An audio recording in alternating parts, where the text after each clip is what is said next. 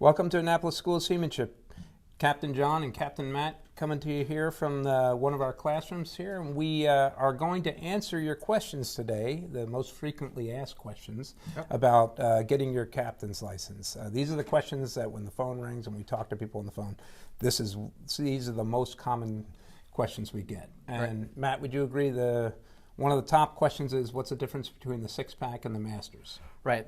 Students will call them, what's the difference between the two and which license should I go for? And I always tell them the OUPV six-pack is if you want to operate an uninspected passenger vessel. So like that covers all of your recreational vessels. The Master's license is what covers you to operate inspected vessels. So things like water taxis and tour boats and things like that.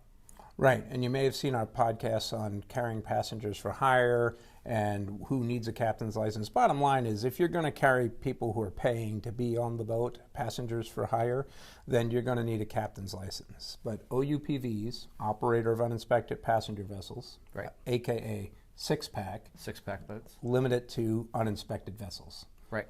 But a master can run an inspected passenger vessel like a water taxi or a dinner cruise boat or whatever. Right, which usually carry more than 6 passengers. So the other question, and we even have people here this week who didn't understand this, who are switching from one class to the other, is do you have to get a six-pack first? No.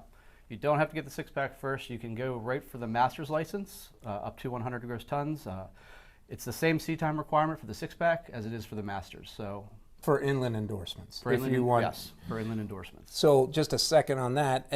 Inland, if your license is for inland waters, that's the scope of the license, then you can carry passengers for hire in inland waters of the U.S. But if you have a near coastal endorsement, you can carry passengers for hire in ocean waters, and depending on whether it's out to 100 miles or 200 miles, depending on whether it's the six-pack or the master. Right, and depending on what kind of sea time that you log. Right. So for inland licenses, both six-pack and master, 360 days. 360 days is the minimum sea service requirement. Right, and you can start logging that time anytime from 16 years old. You don't need a logbook, although it might help when logging the sea time. So normally you log sea service on your 719S form, and you can use time on your own personal boat, you can use time on other folks' boats. The one thing that you do need when logging that time is if it's your boat, you need to show proof of ownership. If it's someone else's boat, then you need the owner to sign off on that form. And in either case, both forms or both boats, you'll need to have the vessel's registration or documentation numbers. So that's where it can get a little bit tricky for older vessels. Yeah, but you can find that stuff it can be looked up in the database if it was a state registered boat or if it was a documented vessel. If you don't have those numbers, you can usually do a little bit of digging and find them. Right, like I know for Maryland, and other states do this too, but I know specifically for Maryland, I think it's like $5 and you can get a history of ownership of all your vessels. Yep. So you don't have to get the six-pack first, and you also, on the training side, you don't have to take a six-pack class and then an upgrade. You can just take a master's class right out of the gate. So you have options there. Right. It's also important to note, I think, that when it comes to sea service on the near coastal side, that the inland near coastal masters is also 360 days minimum sea service. Right. So both the six-pack and the masters inland, and you can get away with 360 days. Yeah. So it doesn't jump up until you get to a near coastal master where you're going to need more sea time than that, and it goes to 720 days. So. Right. And then for the master's license, you'll either end up with a 25, 50, or 100-ton license, and that will come down to the size of vessels that you've logged your sea time for and that you've operated. Right. So the class covers up to 100-ton near coastal. That doesn't mean that that's the license that you'll get, because it depends on your qualifying sea service. All right. So what's the next question? I have them written on the board there. Do you want to talk about liability if you get a license? Oh yeah, that's a common one, right? Right. We get calls from people. I also have, in informal situations, people will ask us, well, I heard, I wanted to get my captain's license, but I heard that I'd be more liable if I got my captain's license. And what do we usually answer to that? Everyone's liable. Yeah, everybody's responsible for following the rules. Ignorance of the rules is not a defense. So when it comes to collisions and such, the training can only help you understand what your obligations are. Right. Do I need logbooks? You don't need logbooks. Like I said, it does probably help you when going back and looking at your sea time, because that's one of the things when you're filling out those forms, going back 10, 15 years or more, figure out how many days you're on the water in July can get a little bit challenging. So if you did have logbooks, it would help, but it's not required. The sea service forms are on an honor system. Yeah, I equate filling out those sea service forms to like doing your taxes. So you might have a ledger book where you kept all your expenses and everything, but you still got the IRS doesn't look at that. They want you to just fill out the tax form. Perfect example. All right. So if I get a 6-pack or a Masters, can I take people out on my recreational boat right away?